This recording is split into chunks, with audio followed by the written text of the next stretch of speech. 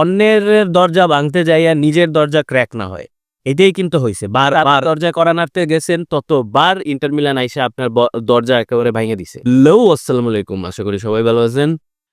আইসা বললাম চ্যাম্পিয়ন্স লিগের রোড টু মিউনিকের লাস্ট অধ্যায়, দ্য লাস্ট চ্যাপ্টার।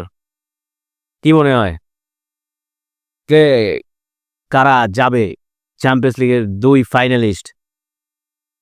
আহ আমি তো বইলে রাখছি ইন্টার মিলান উঠতে পারে, বাট এখন কথা হচ্ছে আসি চ্যাম্পিয়ন্স লিগের কথা নেই।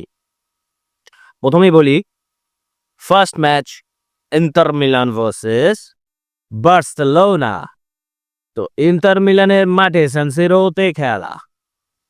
কথা হচ্ছে ইন্টার মিলান লাস্ট 3 বছর ধরে তাদের ঘরের মাঠে হারতেছে না। এখন কথা হচ্ছে যদি বাই চান্স খেলা ড্র হয়ে পেনাল্টি পর্যন্ত চলে যায়, তো তাহলেও কি ইন্টার মিলান বাদ যাবে না? It is very important. তার উপর সবচেয়ে বড় কথা, ইনজুরি কনসার্নই এই ম্যাচের ভাগ্য নির্ধারণ করে দিবে। তো প্রথমত আসি বার্সেলোনার স্কোয়াড নিয়ে। বালদে নাই, কুন্ডে নাই, লেভানডস্কি যে ফার্স্টে স্টার্টিং করবে কিনা তারও কোনো গ্যারান্টি নাই। তো আমি একটা কথা বলি, বার্সেলোনার মানে খেলার প্যাটার্নটা আমি যদি বলি, হানসি খেলার মধ্যে যদি তাদের ফুল ব্যাকস অনেকটা ইম্পর্টেন্ট ছিল। যেমন হানসি ফ্লিক যখন বায়ার্ন মিউনিকে ছিল, তখন আপনার অ্যালফোনসো ডেভিসকে সে প্রচুর পরিমাণে ফ্রি রোল দিয়ে দিছিল, যেটাকে বালদে দিয়ে করাচ্ছিল। বাট জেরার্ড মার্টিন কি সেই রোলে রাফিনিয়াকে হেল্প করার মতো ক্যাপাবিলিটি রাখে কিনা, সেইটা অনেকটা ইম্পর্টেন্ট। কারণ বালদে আর রাফিনিয়া ডুও আপনাকে রাফিনিয়াকে হেল্প করে টু ক্যাশ ইন ফরওয়ার্ড লাইনের রান নেওয়ার জন্য, বা স্টার্টিংয়ে বল ডাইভার্ট করে তার নাম্বার 9-এর জন্য বল প্রডিউস করার জন্য রাফিনিয়া অনেক হেল্প পায় বালদে থেকে। বাট যখন সে আমি একটা জিনিস খেয়াল করি, যখন বালদে নাই বা ওই পাশে কুন্ডে নাই ফর লামিন ইয়ামাল, তো দ্যাটস ওয়াই রাফিনিয়া ওইভাবে তার ওই লেফট সাইডটা ওই রকম ক্যাশ ইন করতে পারে না।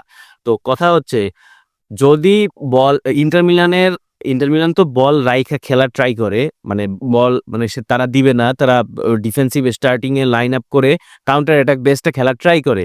এখন আপনি যদি ওইখানে লেফট সাইডে বা রাইট সাইডে যদি ক্যাশ ইন না করেন, বা মানে আপনার প্লেয়ার না পাঠান ওই পাশে, তো তাইলে এটা বড়সড় ফাঁকা হওয়ার চান্স থাকে, বা আপনার ওইখানে আপনি ঢুকতে পারবেন না, চাইলেই ঢোকা সম্ভব না না যদি আপনি ওই আউটসাইড দ্য বক্স দিয়ে শুট না করেন, এবং সেই বল যদি আপনি ঢুকে যান।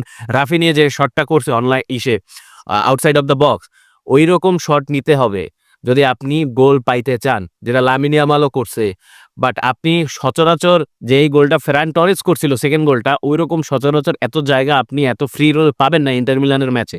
এখন কথা হচ্ছে, ইন্টার মিলান ইন্টার মিলানের চেয়ে লামিন ইয়ামাল, আপনি যে বললেন না লামিন ইয়ামাল এত ভালো খেলছিল, বাট আপনি যদি ফার্স্ট হাফ আর সেকেন্ড হাফ বিচার করেন, ফার্স্ট হাফে লামিন ইয়ামাল কেন ভালো করছিল, কারণ কুন্ডে ছিল, কুন্ডে হেল্প করতেছিল। বাট যখন সেকেন্ড হাফে কুন্ডে চলে গেছে, মানে সে কুন্ডে নাই, তখন লামিন ইয়ামাল ওইভাবে প্রডিউস করতে পারে নাই। কারণ ওই যে কুন্ডে আর লামিন ইয়ামাল যদি থাকে, তাহলে কুন্ডের জন্য একটা প্লেয়ার আমাকে ডাইভার্ট করতে হইতেছে, পর লামিন ইয়ামালের জন্য আমার আরো 2টা প্লেয়ারই করতেছে, তো 3টা প্লেয়ার হয়ে যেত, তখন আস্তে ফাঁকা হয়ে গেছিল। দ্যাটস ওয়াই তো ফেরান টরেস গোলটা দিতে পারছিল। বাট যখনই আপনি কুন্ডেও পাচ্ছেন না, আপনি তখন আপনার আরাহোকে নামানো হয়েছে, তখন আপনি আরাহো তো ওইরকম ভাবে দরকার পড়ে নাই। তো দ্যাটস ওয়াই লামিন ইয়ামালের জন্য 2টা প্লেয়ার রাখছে, যেটা ডিমার্কো ছিল এবং বাস্তোনি ছিল, বা কখনো কখনো থুররাম ছিল। বাট থুররাম তো ওইরকম পারে না, যেটা ফার্স্ট গোলে যেটা হয়েছে। এখন আরো একটা কনসার্নিং ব্যাপার হলো, অন্যের দরজা ভাঙতে যাইয়া নিজের দরজা ক্র্যাক না হয়, এটাই কিন্তু হয়েছে বারবার ইন্টার মিলান। আপনি বার্সেলোনা যতবার তাদের দরজায় কড়া নাড়তে গেছেন, ততবার ইন্টার মিলান আইসা আপনার দরজা একেবারে ভাঙে দিছে। তো এইটা করতে যাইয়া আপনি একটা গোল খেয়ে গেলেন, আপনি প্রত্যেকবারই যে গোলের জন্য আপনি ইকুয়ালাইজার দিবেন, সেটা হবে কি হবে না এটা কনসার্নিং লিটল বিট। কারণ লাউতারো মার্টিনেজও আইসা পড়ছে, পাভার্ডও আইসা পড়ছে। পাভার্ডের জন্য আমি কিছু বলতে পারতেছি না যে পাভার্ড এতদিন পর পাভার্ড বিসেকের মতো খেলবে কিনা, বা আমি পাভার্ডের উপরে ভরসা রাখতে পারি, পাভার্ড রাফিনিয়াকে আটকে রাখতে পারে। এখন কথা হচ্ছে, এবারও আপনাদের সেট পিসই আপনাদের ডিফেন্সিভ ইরর হওয়ার সবচেয়ে বড় কারণ রিজন হইতে যাচ্ছে ডামফ্রিজ অফকোর্স আছে, ডামফ্রিজ দেন এখন কথা হচ্ছে যেহেতু আপনার লাউতারো মার্টিনেজ আইসা পড়ছে তো দ্যাটস ওয়াই আমার মনে হচ্ছে লেফট সাইডে ডিমার্কোর জায়গায় আগস্ট খেলাই বেটার হবে কারণ ডিফেন্সিভ স্ট্রাকচারটা ভালো থাকবে কারণ আপনি তো চাবেন না যে গোল খায়া যাবেন। আপনি গোল দিলেন একটা যেভাবেই হোক গোল দিলেন বাট আপনি পরে আর গোলটা কনসিড করে গেলেন তো সেটা তো ঠিক না। ডিমার্কো ক্রসেস ভালো দেয় কথা হচ্ছে বাট ডামফ্রিজ যদি এরকম তার খেলাটা দিতে পারে ফার্স্টের লেগের মতো তাইলে আর দরকার পড়বে না ডিমার্কোকে। এখন চাইলে যদি অ্যাটাকিং স্টেবিলিটি বাড়াইতে চায় ইনজাগি তাইলে ডিমার্কোকে খেলানো উচিত। আমি মনে করি না যে ডিমার্কো খারাপ হবে বাট আজকে কালানুলুকে ভালো খেলতে হবে, মিকতারিয়ানকে ভালো খেলতে হবে। এখন কথা হচ্ছে ইন্টার মিলান কিভাবে খেলে। ইন্টার মিলান খেলে বল যখন আপনি বাইর করতে যাবেন বা আপনি যখন বল স্ট্রাকচারে তাদেরকে ঢুকতে যাবেন যদি আপনার বল লুজ করেন তখন তারা কি করে, তারা ওই আউটসাইড অফ দ্য বক্স থেকে ওই মিড রেঞ্জের বক্স থেকে সে বল ক্লিয়ার করে। তো তখন বল যখন ক্লিয়ার করে তখন তারা বল যখন আকাশে থাকে তখন সেকেন্ড বল যদি আপনি উইন না করতে পারেন তখন কি হয়, ওই টিমটা কিন্তু থাইমা যায়, আপনিও থাইমা যান, মানে ডিফেন্সও থাইমা যায়। বাট ওই টাইমে যদি কেউ বল উইন করে, সেকেন্ড বল উইন করে তখন কি হয়, তখন সে যদি বল কাটব্যাক করে যদি বল পাসে উইংয়ে মানে আমি লেফট সাইডে বা রাইট সাইডে যদি উইংয়ে বল পাঠাই দেওয়া হয় তখন সে একটা কাউন্টার অ্যাটাক করতে যায়। তখন কি হয় কাউন্টার অ্যাটাক, কারণ আপনার তো ওই যে বল কিন্তু থামে হালকার জন্য কিন্তু স্পিলস অফ সেকেন্ডের জন্য আপনি কিন্তু এখানে ফ্রিজ হয়ে থাকেন। যখন আপনি আকাশে বল যখন থাকে তখন আপনি কিন্তু আর পিছনে যাওয়ার মতোই করেন, আপনি কিন্তু লাভ দেওয়ার ট্রাই করেন। তখন কি হয়, তখন আপনার লাভ দেওয়ার সময় আপনার কিন্তু হালকা সেকেন্ডস অফ স্পিড আপনার একটু হলেও মিনিমাইজ হয়। তখন কি হয়, যদি বল আপনি ওইখানে রিসিভ করতে পারেন মানে ইন্টার মিলান যদি বল রিসিভ করে তখন সে বলটা পাস করে দেয় রাইট সাইডে বা লেফট সাইডে, তখন সে ওখান থেকে একটা কাউন্টার অ্যাটাক দেয়। এই কাউন্টার অ্যাটাকে প্রত্যেকবার আপনাদের ঝামেলা ফেলাইছে ডামফ্রিজ, প্রত্যেকটা বার এভাবে করে আপনাদের ঢুকছে।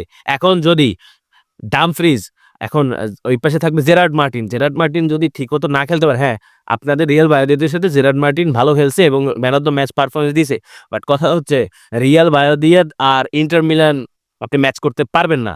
কথা হচ্ছে আমার মনে হইতেছে এটা 120 মিনিট পর্যন্ত যাবে এবং পেনাল্টি পর্যন্ত যাওয়ার চান্স আছে। লেভানডস্কি এখানে যদি আসে ফার্স্টেই যদি খেলে তাহলে লেভানডস্কি একটা ভালো রোল প্লে করতে পারে। তো কথা হচ্ছে লাউতারো মার্টিনেজ যদি আইসা পড়ে, কারণ এটা অনেকটা বড় একটা ম্যাচ, বিগ ম্যাচ, ফাইনালের আগে ফাইনাল। তো লাস্ট কথা যাই হোক কি হয় না হয় বাট আমি চাইবো ইন্টার মিলান উঠুক। এখানে ইন্টার মিলানের চান্স আছে সানসিরোতে খেলা, বার্সেলোনার অনেক টাইট ম্যাচ খেলতে হবে, প্লেয়ার নাই, মেইন প্লেয়ারই নাই। কুন্ডে অনেকটা ইম্পর্টেন্ট প্লেয়ার ছিল হানসি ফ্লিকের জন্য, তার but it's very obvious reason যে তাদের এখন তাদের ছাড়াই খেলতে হবে। রোনাল্ড আরাওর আবার এইসব ম্যাচে অনেকটা বাজে এক্সপেরিয়েন্স আছে। তো দেখা যাক কি হয়, আশা করি ভালো একটা ম্যাচ আপনারা উপভোগ করবেন। আর্সেনাল ভার্সেস পিএসজি বা পিএসজি ভার্সেস আর্সেনাল, পিএসজির মাঠে খেলা কি হতে পারে আপনারা বলেন, কি হওয়ার চান্স আছে? পিএসজি কেমন খেলবে? পিএসজি এবার সবচেয়ে ভালো খেলছে আমার মতে, সুন্দর গুছানো খেলাটা খেলে। বার্সেলোনা যদিও খেলে বাট বার্সেলোনা অনেকটা মনে করেন এই ভাববেন যে না ম্যাচ থেকে তারা বাইরে হয়ে যাইতে পারে বাট একটা থাকে না ক্লিনিক্যাল উইন, একেবারে উড়াই দিবে। তো পিএসজির খেলা দেখে মনে হয় যে না দে আর দ্য ক্যাপেবল, তাদের ডিফেন্সও ভালো আছে, তাদের দুই উইং ব্যাকস আর বেটার। এখন কথা হচ্ছে আর্সেনালের কি করা উচিত হবে? থমাস পার্টে উইল বি ব্যাক। থমাস পার্টে যদি ব্যাক করে তাইলে ওডেগার্ড আর রাইস ফ্রি রোলে খেলতে পারবে। এখন কথা হচ্ছে সাকার জন্য নুনো মেন্ডেজ আছে এবং সাকা, আমি একটা কথা বলি, আপনি যদি কোনো টিমের জন্য বানান বা আপনার লাইফে যদি আপনি কোনো দিন কোচ হন তখন আপনি কি করবেন? আপনি তো চাবেনই আপনার ওই টিমের বেস্ট প্লেয়ারকে আপনি আটকাই দিলেই তো আপনার মানে ফুল টিম নিউট্রালাইজ হয়ে যাবে, তাই না? তখন আমি কি করব? আমি ওই প্লেয়ারটাকে আটকানোর জন্য আমি সবকিছু করব। আমি নুনো মেন্ডেসকে ওর সাথে লাগাই দিব এবং সাথে ফাবিও রুইজও থাকবে, পাচও থাকবে। কারণ ওই পাশে আর একটা কথা বলি, লুইস এনরিকে আশরাফ হাকিমিকে দিয়ে ফলস নাম্বার 9 ও খেলায়। কারণ সে উপরে উইঠা বল রিসিভ করে গোল দেওয়ার ট্রাই করে। এটা আমি দেখছি আর্সেনাল ম্যাচেও।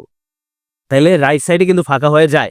তো রাইট সাইডে ফাঁকা হয়ে যায় দেখা মার্কিনিয়াস আর আপনার নেভেস ওইখানে থাকে ডিফেন্সিভ স্ট্রাকচার বিল্ড আপ করার জন্য।